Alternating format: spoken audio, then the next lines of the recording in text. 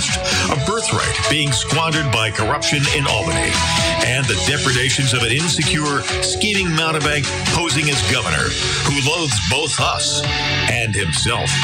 As liberty beckoned to enslaved peoples behind the Iron Curtain via American broadcasts after World War II, we now say, believe, rise, and join us.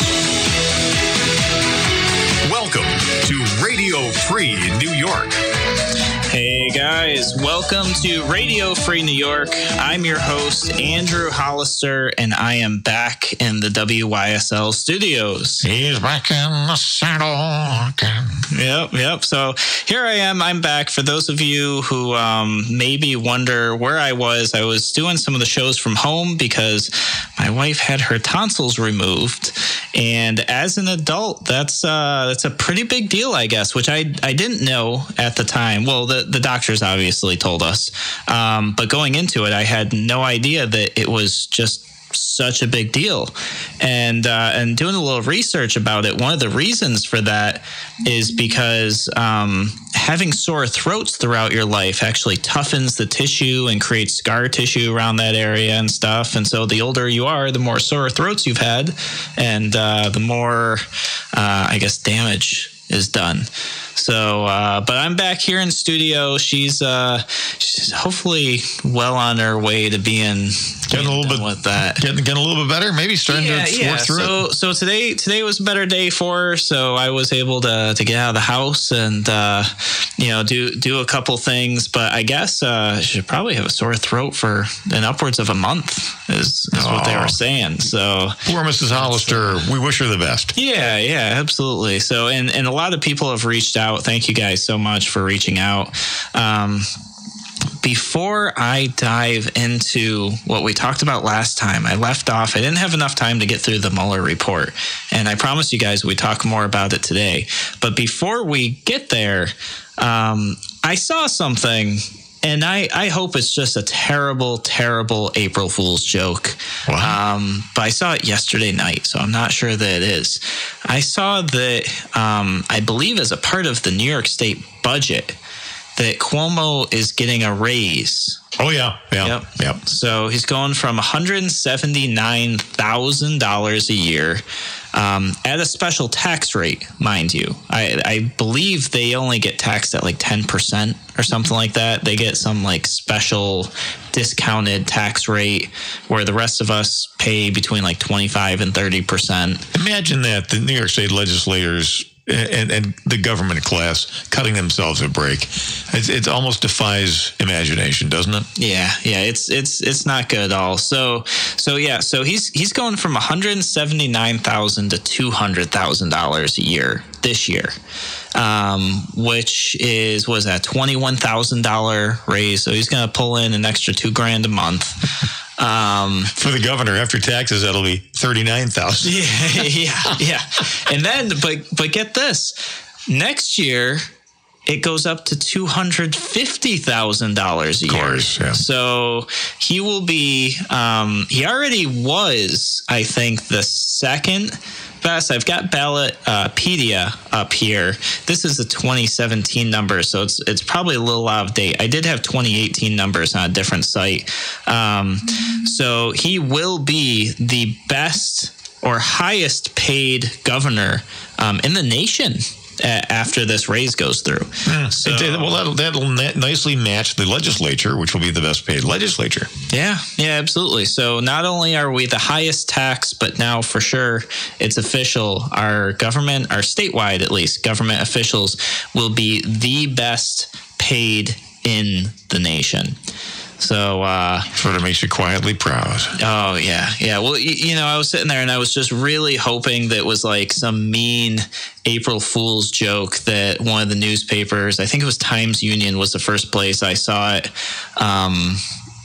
picked up. And I was like, man, I really just hope that this is just a really bad April Fool's joke. And then I started seeing it popped up and not so good. So I want to welcome some of the people joining us here on the live stream. We've got Michelle and Carrie and Nate, and I see the number keeps ticking up. So you guys feel free to comment in on the show.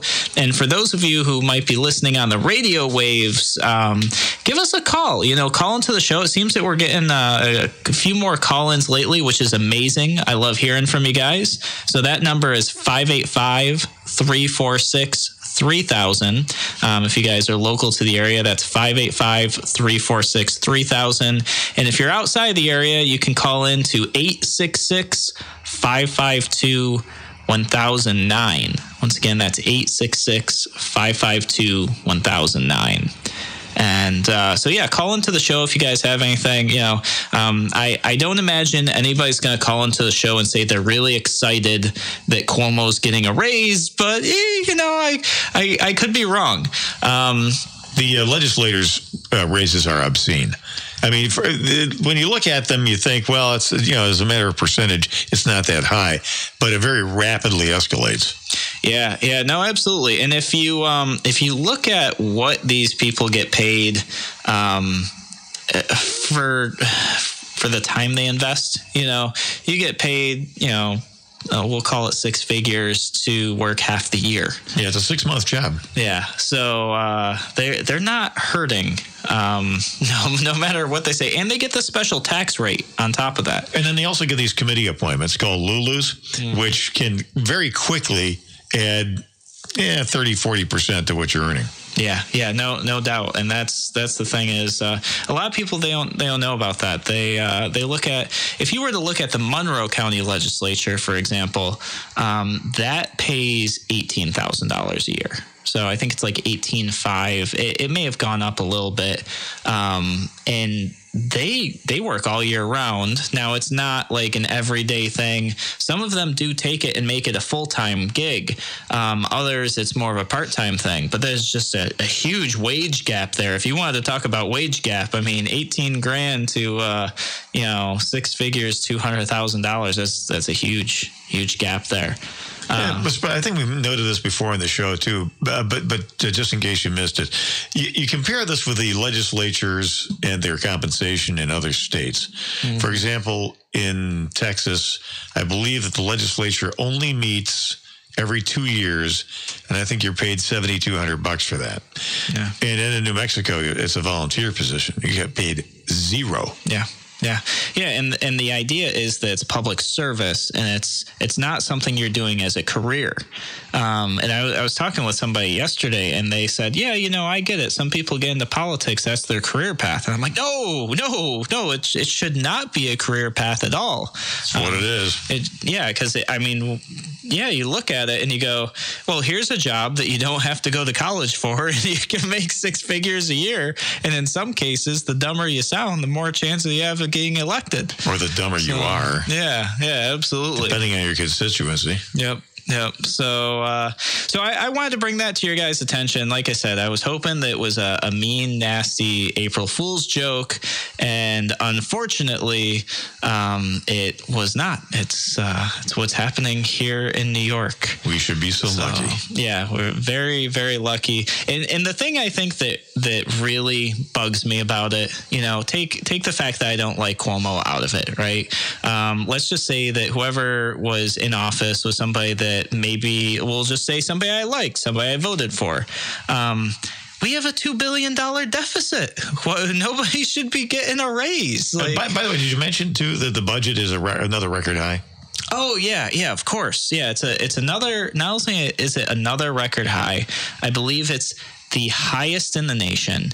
And I forget where we are population-wise right now, but for example, Florida has, I think, 3 or 4 million more people than we do. We're third or fourth, certainly third. California, Florida. And Texas, I think Texas has something like 26 million. Maybe we have 19. But yeah, so Florida has millions more people than we do. Their budget's half of ours. I think it was 86 billion. Ours is, I think, 179 billion last I saw, something like that. So we have literally double the budget We have less people. And the thing that everybody always brings up, they always say, well, Florida doesn't have snow removal. There you go. That's it. So that must be it. Snow removal must account for $80-some billion of our budget. Well, guess what I got for you? Florida has hurricanes. They have entire neighborhoods and cities wiped out, and they have to rebuild. They still have half our budget. It's not about the snowfall, guys. It's not about the snowfall. We'll be back here in a moment on Radio Free New York.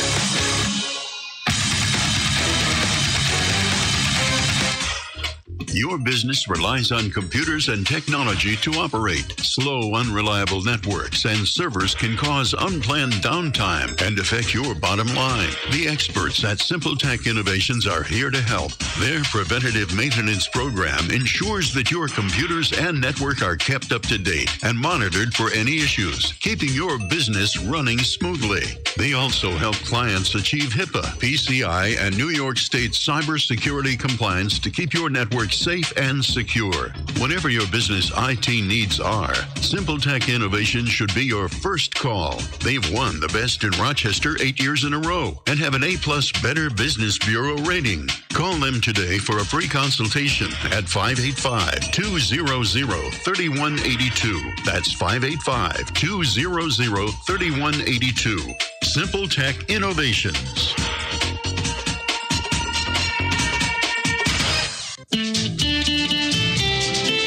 Avon Feed and Supply announces a new taste in local cheese. From dairies in Livingston, Genesee, and Wyoming counties, enjoy Craig's Creamery Cheese from 8 family farms made right here in Livingston County. Craig's Creamery Cheese, simply made with all natural ingredients. Choose your favorite variety exclusively in our area at Avon Feed and Supply. Bottom of the hill, West Main Street in the village of Avon. MasterCard, Visa, and Discover cards always welcome. Why do businesses choose to move their website from Wix and Squarespace to Simple Tech Innovations? Maybe it's their excellent customer service or attention to detail. Maybe it's their ability to give a truly customized solution.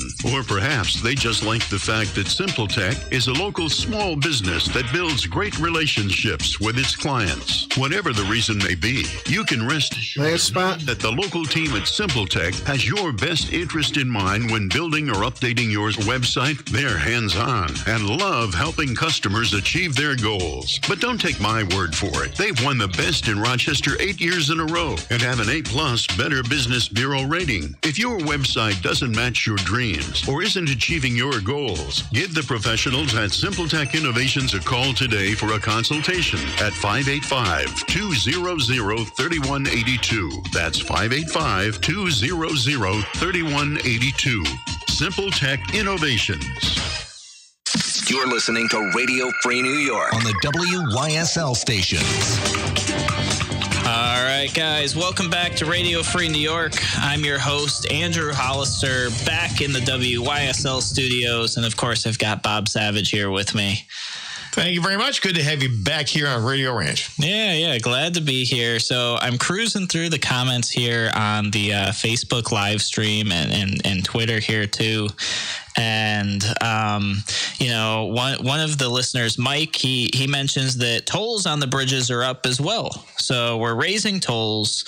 We are raising the cost of keeping our legislators employed, I guess is the correct term.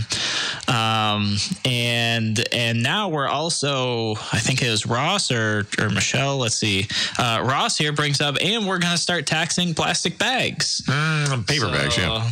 Yep. So now we're going to just continue to raise taxes in the state, continue to raise fees and fines and all sorts of stuff. We still have a deficit, and we're like, you know what? Maybe we should pay everybody more too while we're at it. Yeah, and when you have a deficit, of course, in the real world, what you do is you go out and start spending more money. Yeah, that's not usually what I do, but it seems that that's what government likes to do. Because all you have to do is just print some more. Yeah, just come up with some more. Yeah, it's the philosophy that got the city of Detroit where they are now. Yeah, and we see this with New York State. I mean, the state itself is in what we would always call a death spiral. We're continually taxing the crap out of people, taxing the crap out of businesses, chasing the productive people out of the state. Yep.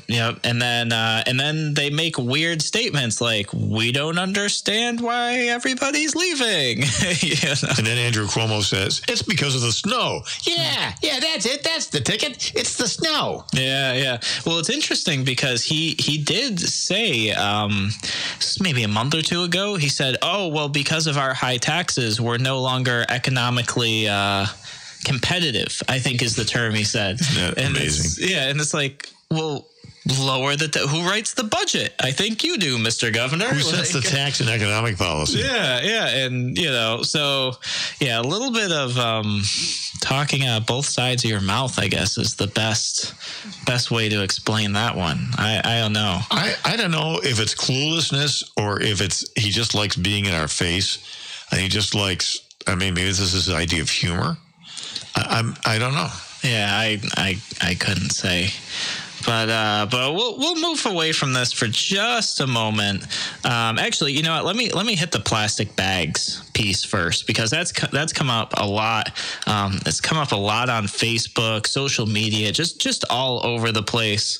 I did an episode about the plastic bag ban, and I want to say it was episode 28. So I'm just gonna pull this up on YouTube here for you guys, just so that I can tell you. Yeah. So if you guys were to go to YouTube, search Andrew C. Hollister, number 28, you will have about an hour-long show on actual real-life statistics and stats on how bad or not bad plastic bags are. And I'll give you guys a little teaser here. Denmark did the study, and they are what a lot of people hold kind of on the pedestal for progressivism, being eco-friendly, like all of this stuff. And then I think it was the UK also did a study. They found the exact same stuff in both these studies. And what they found is that what a lot of people call one-time use, those thin plastic grocery bags, are actually way better for the environment than, say, an organic cotton reusable shopping bag. And they were very, I want to say comparable. Comparable is the wrong word.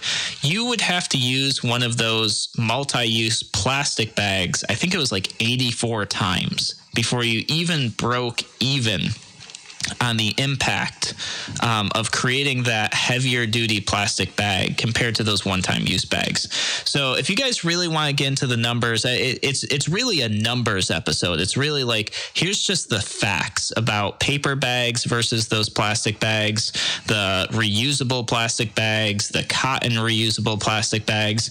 If you want to see the legitimate numbers, go to that episode, listen to it, because I see a lot of people making arguments that there's just no factual basis behind the arguments. If you want to argue that like plastic bags look bad, like I'm looking across the street, I think I probably see one right now. That probably blew off of somebody's vehicle or something like that. Yeah, you can make that argument. But if you're going to make the argument that certain types of bags are better for the environment, definitely watch that episode first, because somebody's going to bring it up, and you really want to be fully informed. And there are times that it actually does make sense to use a paper bag or a reusable plastic bag, but you just really want to know what the numbers say before you go down that path and somebody calls you out on it. Folks, listen to the Tom Hamilton Show, Wall Street to Main Street, late last week. You've already heard this, but Tom used to be in the wastewater treatment business before he became a financial advisor. And he says there is nothing dirtier on this planet than a paper mill. They're really, really horrible for the environment. And the consequences of those heavy paper bags, like the ones that the grocery stores used to use and like they still have at Trader Joe's, those things take much longer to degrade than the little, what are being called single-use plastic bags, which is really a misnomer because everybody uses those bags for more than one purpose. Yeah. Nobody I know of just throws them away after one use. Yeah, and you can recycle them, which I get not as many people know or do. But once you recycle them, you've essentially like broken that whole entire cycle. I'm actually pulling up my notes from that episode just real quick here because I keep everything. So another thing about the paper bags too is that they're so much heavier to ship. So you're gonna have big trucks, diesel trucks delivering, pallets of these bags to major grocery retailers like Wegmans. Yep. And it's going to take that many more trucks to lug that much more heavier cargo than the compact, easily degradable plastic bags. Yeah. And that actually, that's one of the things that Wegmans brought up. They said, listen, for us to ship, I forget what the number was. Maybe it was like, 20,000 plastic bags or something like that. They said, or I think they equate it to just one tractor trailer of those plastic bags. They said the equivalent for us to ship paper bags, we'd need 6 of them. So we're spending 6 times the fuel and carbon emissions and all that just to ship them, let alone create them. So here's what I've got. So the brown paper bags that you would use, you get them at Aldi's. Aldi sells them. In order to just break even, because the paper bag costs so much more and creates so much more of an environmental impact, you would have to use that same one paper bag 43 times. 43 times. And that's assuming that you took that plastic, once again, everybody's calling it single use, but as Bob pointed out, most people use it more than once. That's assuming that you just take it, crumple it up, throw it in the garbage, and never use it again. If you use it just one more time, use as a trash liner, you've already then, I forget what the number is, but it's actually more than double because now you don't have the production costs. You don't have the shipping involved, like any of that. I think it's something like you'd have to use that paper bag 96 times. And to me, just hearing that number, I can't think of any paper bag I've ever encountered in my life, not even a cardboard box that lasts 96 times, or even the 43 times if you were to just throw it away. But the real offender here, and once again, I'll encourage you guys to just, go to the YouTube page and listen through this episode, is the organic cotton bags. Because you'd have to use it 20,000 times, if not more, to break even on the impact that those organic cotton bags create. Cotton stuff on soil. Yeah. And also harder to harvest. Yeah. Well, and basically, if you break it down based on years and the number of times that you would have to shop with these type of bags to, once again, have a net positive environmental impact, with a paper bag, a minimum of 6.5 months. So you're going to have to use that same one brown paper bag, never use any other ones, just that one, it's actually 6.2 months before it was like, okay, now we've broken even. Now we can start doing some good. Can you imagine the shape that bag's going to be in? Oh, after that kind of use? It's not going to make it. It's going to be disgusting. Yeah. With those organic cotton bags, 240.4 years. So you're going to be gifting that to your grandchildren and their previous generation just to try to hopefully, get some, some net green use out of that bag. So I just say all this because I'm seeing so much just bad information on the internet. I know you guys like to be informed. I know you guys like knowing what's going on. I know for a lot of people that the tax on the plastic bags, they're kind of for it. I'm personally not. Some people are for it though, from just the perspective of they don't like seeing the bags outside. And I think it's a 5-cent tax per bag or something like that. And I just got to tell you guys, I see cans that homeless people can collect for 5 cents. And I see those scattered all over the place. And you can actually get your 5 cents back. With a plastic bag, you can't even turn it in to get your 5 cents back. So I don't think it's going to make that type of impact. I don't think you're going to all of a sudden see less plastic bags floating around outside. What I think I'm going to see is everybody's grocery bill is going to go up by, 20 to 50 cents a week, which is just another tax that New York State's going to take and put in their pocket. And we're not going to see any actual positive impact out of it. So, all right. So that is plastic bags. I'm sorry, guys, that I got on a rant there. They're in the budget. Yep. 1 year from now, it's bye-bye. And, of course, this is going to have the predictable effect of creating a tremendous black market for plastic bags. Yes. I've already got the warehouse full, ready to go. So if you need your plastic bags on the down low, we'll have an avenue for you guys to get them. All right, guys, we're going to take a quick break on Radio Free New York. When we come back, we're going to finish up the discussion on the Mueller report. Real quick before we go to break, what are the platforms where they can find you, Andrew? Oh, yeah, absolutely. So you guys can catch us on Facebook, search Andrew C. Hollister, YouTube, Andrew C. Hollister, and Twitter, same thing. The links are also in the break reel there. Please subscribe to the YouTube channel, trying to get 1,000 subscriptions. That will help me out greatly. Terrific. That's good to hear, and we'll be back here on Wall Street. No, not Wall Street to Main Street. Radio Free New York.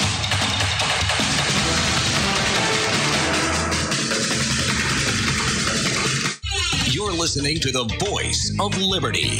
WYSL.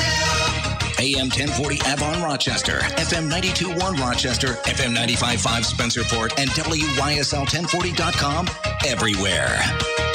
Why do businesses choose to move their website from Wix and Squarespace to SimpleTech Innovations? Maybe it's their excellent customer service or attention to detail. Maybe it's their ability to give a truly customized solution. Or perhaps they just like the fact that SimpleTech is a local small business that builds great relationships with its clients. Whatever the reason may be, you can rest assured knowing that the local team at SimpleTech has your best interest in mind when building or updating your website. They're hands-on and love helping customers achieve their goals. But don't take my word for it. They've won the best in Rochester 8 years in a row and have an A+ Better Business Bureau rating. If your website doesn't match your dreams or isn't achieving your goals, give the professionals at SimpleTech Innovations a call today for a consultation at 585-200-3182. That's 585-200-3182. SimpleTech Innovations. We'll treat you like family at Mark's Pizzeria. We'll treat you like family at Mark's Pizzeria. Great pizza, fresh and good. Simply the best in your neighborhood. Come in, we'll get to know you. Call you by name. We can bring it to you any time of the day. Mark's Pizzeria. We'll treat you like family. Mark's Pizzeria. Your business relies on computers and technology to operate. Slow, unreliable networks and servers can cause unplanned downtime and affect your bottom line. The experts at SimpleTech Innovations are here to help. Their preventative maintenance program ensures that your computers and network are kept up to date and monitored for any issues, keeping your business running smoothly. They also help clients achieve HIPAA, PCI, and New York State cybersecurity compliance to keep your network safe and secure. Whatever your business IT needs are, SimpleTech Innovations should be your first call. They've won the best in Rochester 8 years in a row and have an A+ Better Business Bureau rating. Call them today for a free consultation at 585-200-3182. That's 585-200-3182. SimpleTech Innovations. Radio Free New York on WYSL. AM 1040, FM 92.1, and FM 95.5 West. All right, guys, welcome back to Radio Free New York. Sounds like over the break we have a caller who called in. Indeed, we do. We have Gary from Rochester on the line. Hey, Gary. How you doing this afternoon? It's a beautiful day. It's a little cold for trout fishing today, so I said I'll just stay home and take it easy. But I love your guys' show. You're right to the point. You hit home, right to the heart of reality and the trust of most of the honest taxpayers in the state. The thing that bothers me the most is our Cuomo for governor using any possible excuse to raise taxes in any means possible with a 5-cent issue on the plastic bags. This is ridiculous. Like you said, you did the study, you researched it. It stands to reason, but yet it doesn't matter. They're going to make money whichever way they can. And it's just another means where people are leaving the state. Well, now my brother and sister are 10 years older than me. They're down in Vero Beach. They moved out. And guess what? I'm on Realtor.com right now looking for property down in Florida because the way the taxes are going and the limits as far as the gun laws, everything else in the state, the restrictions, it's ridiculous. And it's in the same sense, it's like if you're an animal, if you're being pressured, your forage is like limited, you have enough intelligence to move out of the area. Well, guess what? Animals are smarter than people. But I just wanted to put that forward. And the other thing that bothers me is these raises. A year before, they were denied all these raises, but it was an independent board. Now you have all the insiders giving themselves the raises. Thank you, New York. Another reason to pick up my feet and move south. Have a good day, guys. Love your show. Bye-bye now. Yep. Thank you so much for the call. Yeah, absolutely. I mean, and this is another thing. And thank you for the compliments to the show, too. Yeah, it's just another thing. You know, if you're in charge of voting for your own raise, I mean, how do you think you're going to What could the outcome possibly be? Yeah. I mean, the whole idea that we thought that was a good idea to allow the legislators to vote on their own raises. Now, here's the thing. Being that was done, you know, Cuomo, he always tries to say that they are fiscally conservative. He tries to say that. He trumpets that and says, no, we're the best with spending and this and that. So that was their chance to prove what he was saying. And they totally, they botched it. Totally. And then, you know, the rumor is that he put pressure on everybody to pass his raise through. I mean, that's what all the articles were coming through, and that, you know, Democrats were upset about it too, just like Republicans. Although I think only 2 Democrats voted no. I think it was all the Republicans and only 2 Democrats that voted no on They're going to get, they're going to get a phone call from Andy. Oh, I'm sure. Yeah, I have no doubts. Being the control freak he is. Yeah. So, and to his point, you know, the 5 cents here, the extra gas tax there, the reassessment of your home, you know, yeah, everybody's drowning in taxes. We've lost 1 million people in New York. Everybody fleeing to other states, and it's not. The funny thing about it is, it's not just conservatives. Liberals and progressives are running away too. I mean, they're sprinting away from the state because even they can't afford to live there. And this is not good news, by the way, for the red states that they flee to, like Florida, maybe the Carolinas, because as we've seen, the precedent exists. The Californians, after the communist Californians, after they've ruined their own state, transplanted themselves to Colorado, where they're wreaking havoc all over again. Yeah. Well, in Florida, my absolute favorite term as of late that came out of Florida is blue state refugees, and that is just you know, start putting up walls. Yeah, you know, like a Mexico border wall to keep all the progressives out. Yep. And that's I remember it was like an op-ed piece I read that came out of Florida, and they were like, all you blue state refugees, like, stay out of my state. You're breaking things. You haven't learned. You're just running away from the taxes, but then you bring the same bad policies and ideas to my state. Exactly. And now you're breaking it. Stop it. So, yeah, no, absolutely. That was a good phone call. I appreciate that. All right, so 585-346-3000 and out of the area, toll free 866-552-1009. Yep. Yeah, please call in. I love it when you guys call in. You guys always have great feedback. So we're going to hit the Mueller report because I keep promising it and then I keep kicking it down the road. So I'll recap last episode. Basically, if you missed last episode, I said that I think that the report should be released, whatever parts that they can. And the reason for that is just real simple: transparency. I'm a big advocate for government transparency. I also understand that, maybe there's parts that for national security or whatever it needs to be that's going to be redacted. Or to comply with the law. Yeah. There's like grand jury testimony in there. There's identities of confidential sources in there that would harm those people. Yep. So whatever can be released for sake of transparency, I'm behind that. I also believe it won't be enough for a lot of people. I believe that it doesn't matter what's released. It could be the whole thing, not redacted at all. I think that there's people out there, they're just not going to ever believe it. They've made their minds up. It doesn't matter what you present in front of them.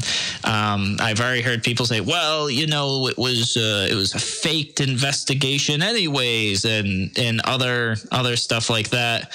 So for those people who can't be happy regardless of what comes on, I would just say you should be happy that it was found that the president didn't commit treason. Isn't that you shouldn't astounding? Be wishing for that. It's amazing. I mean, they're actually disappointed that the president wasn't a traitor. Yeah. They had predicted over and over and over again. Yep. And I so what I'm asking everybody to consider doing, regardless if you are for the president, whether you oppose the president, maybe you don't care either way, and you just want, if something bad were to happen, that he be punished, and if something bad didn't happen, that he isn't punished. I think it's time for us to start focusing on things that should be happening, like let's work on fixing our country. Let's work on making government small. Let's not spend $25 million on an investigation. Let's focus on making government smaller and dealing with our deficits. That's really my first step and the takeaway of this. But the other step I really want to talk about is how broken we are today in our political system and in society, where we've taken such a deep step back that you can really accuse anybody of anything.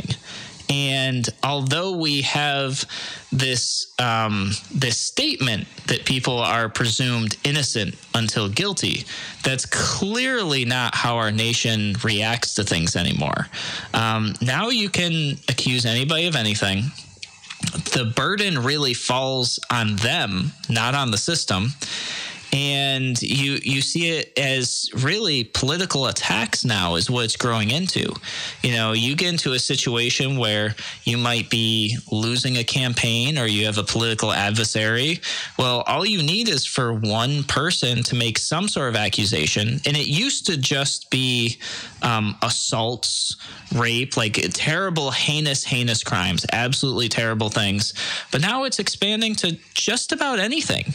You can just pin the tail on the donkey wherever you want, and there's seeming to be no punishment for that, and that to me is very concerning. Yeah, I think social media advances a lot of these practices, because all you have to do is troll somebody, and it has the effect of the impact of truth. Yeah, just the accusation. It used to be that certain crimes would carry that kind of curse with them, such as attempted rape or child abuse. Just the force of the accusation was enough to compromise your integrity on a public basis. But now they do it with everything. Yeah. And that actually brings up one of the pieces I want to talk about in the court system, and especially with family court, because these type of accusations are being used to keep fathers away from their children, mothers too. It's not limited to males, although it's a significantly higher percentage for males. All you have to do is you walk into family court and you say, well, I was leaving because he hits the children, or because he assaults me, or because, XYZ. And there's no punishment for lying. And some people will say something along the lines of, we have freedom of speech. You have freedom of press, freedom of association. You can say whatever you want, but that is not without consequence. You really should not be able to go in and destroy somebody's life. And I mean, if it's true, it's true. That's one thing. If you're going to accuse somebody of a crime they actually committed, absolutely, that should totally happen. That should totally come out. But when people are lying in court and their attorneys are encouraging them to lie in court because that means they will get custody, that means they'll get a better deal. Everybody, I think, should be held responsible for that. The attorney should absolutely be held responsible for that.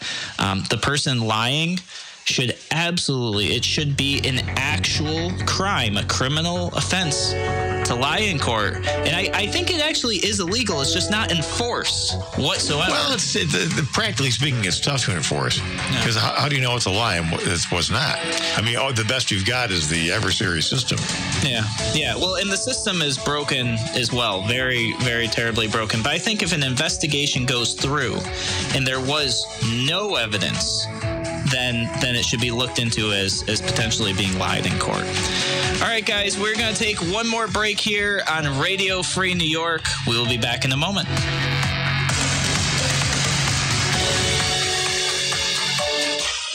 Your business relies on computers and technology to operate. Slow, unreliable networks and servers can cause unplanned downtime and affect your bottom line. The experts at Simple Tech Innovations are here to help. Their preventative maintenance program ensures that your computers and network are kept up to date and monitored for any issues, keeping your business running smoothly. They also help clients achieve HIPAA, PCI, and New York State cybersecurity compliance to keep your network safe and secure. Whatever your business IT needs are, Simple Tech Innovations should be your first call. They've won the Best in Rochester 8 years in a row and have an A+ Better Business Bureau rating. Call them today for a free consultation at 585-200-3182. That's 585-200-3182. Simple Tech Innovations.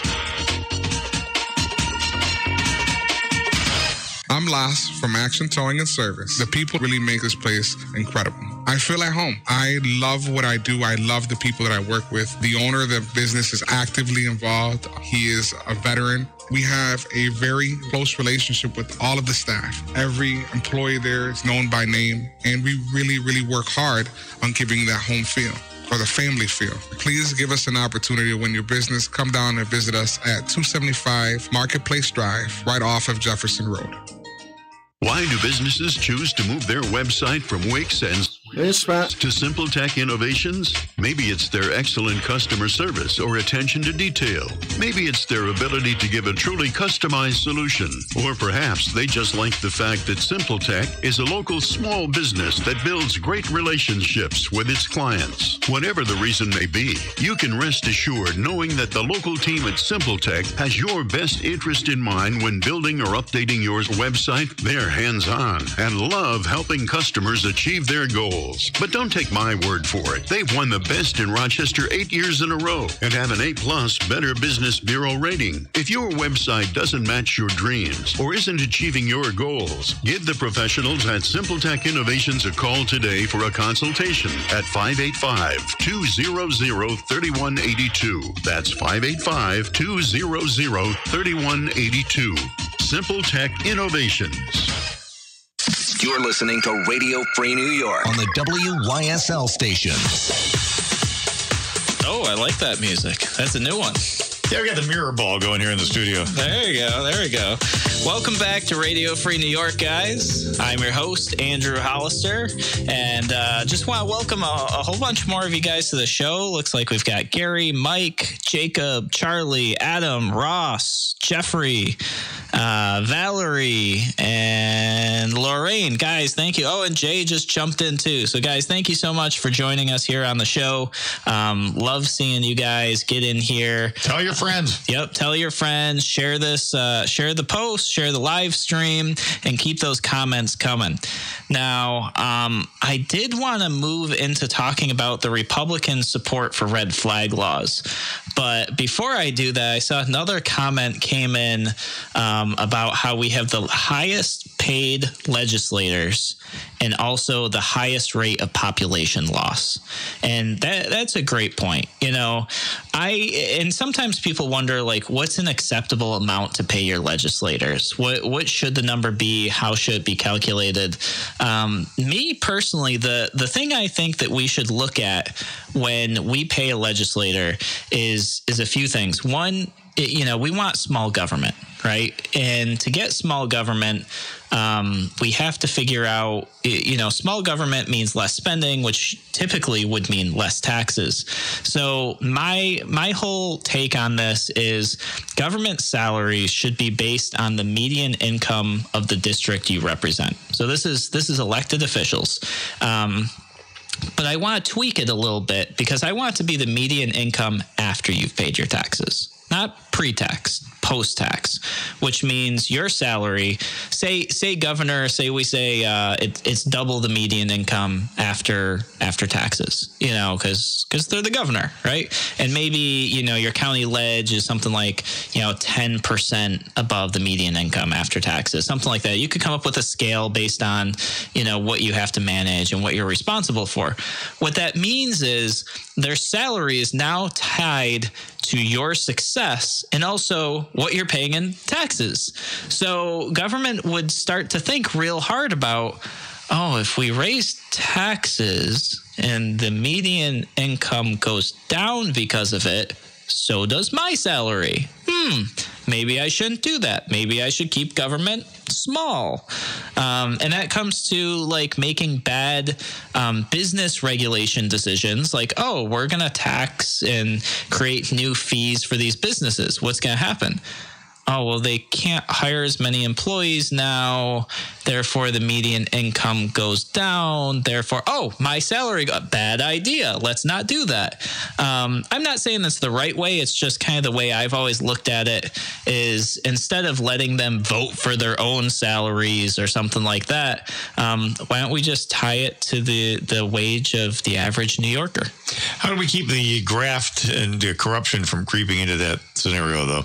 Because if they're making less, if it's tied to some other metric, they're going to be tempted to take bribes and corruption and all that. I mean, because the problem is, unfortunately, exactly what George Washington and some of the other founding fathers predicted in the Federalist Papers, and that is that if you make running for public office about money, if money is even a factor, inevitably what's going to happen is what's happened. So I think that the folks who envisioned this country and our political system envisioned no compensation for public servants.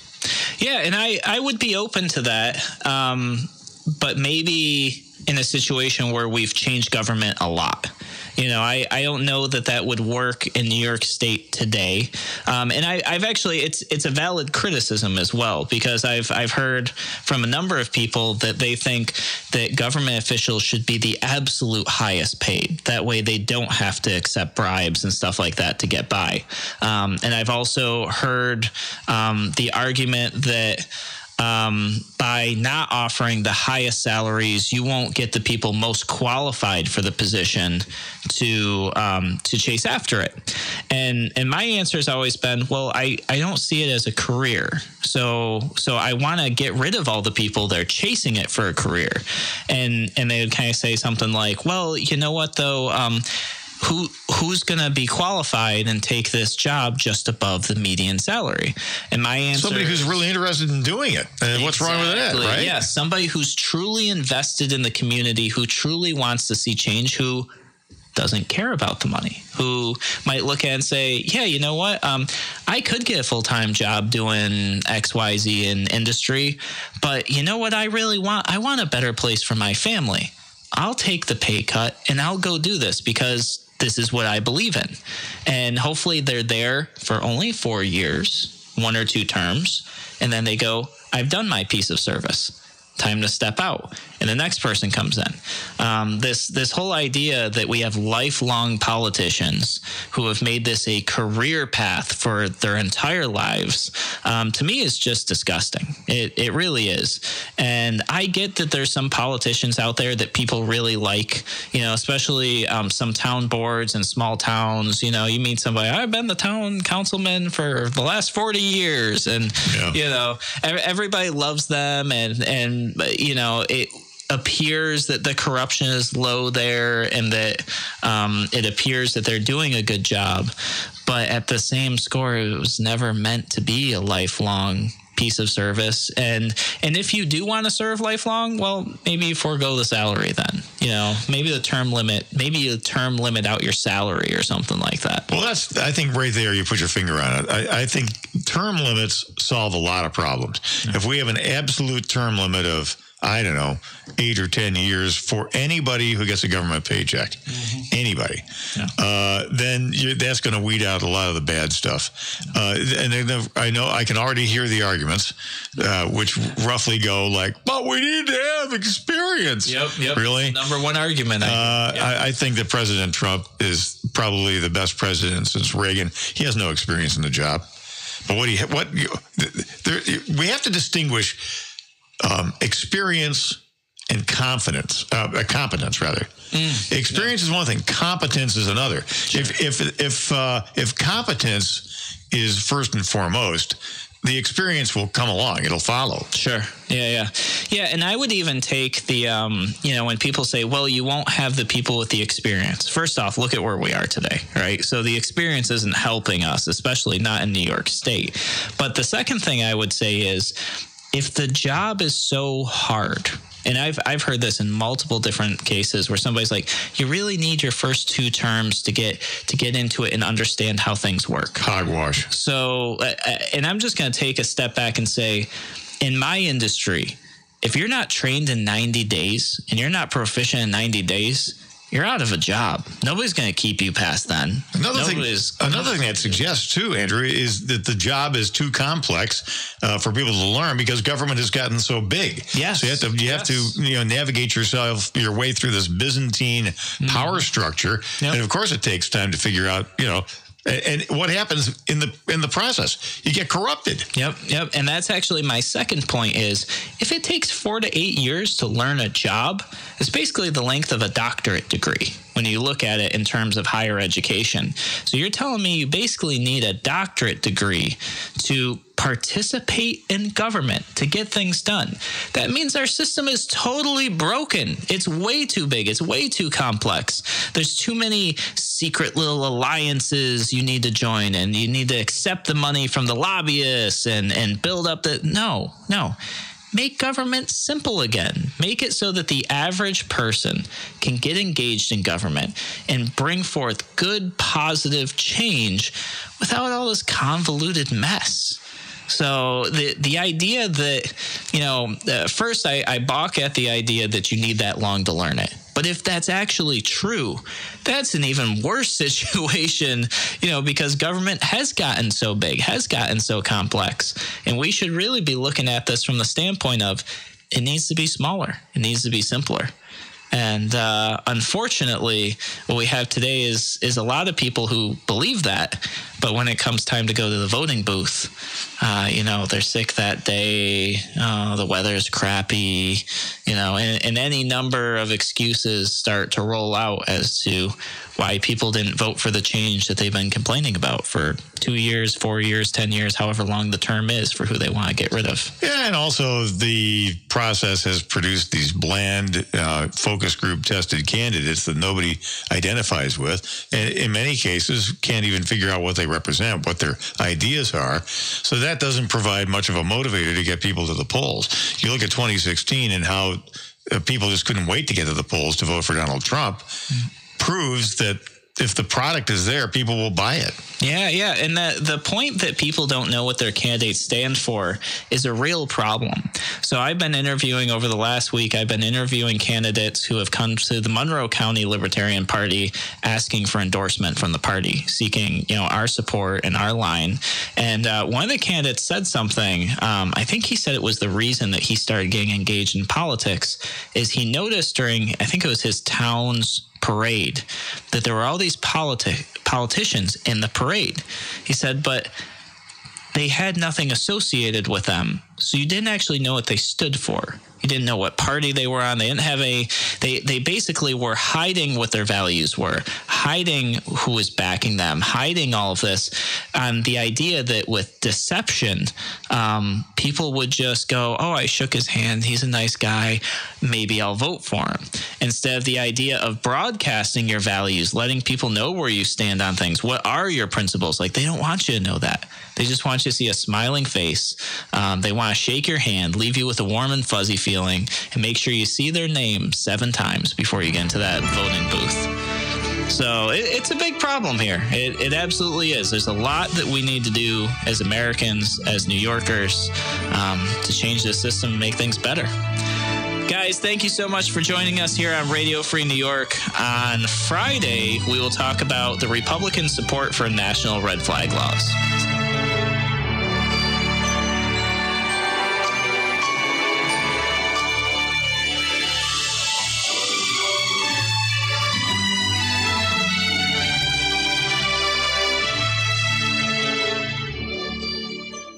This is an exclusive offer from No problem, I made it work.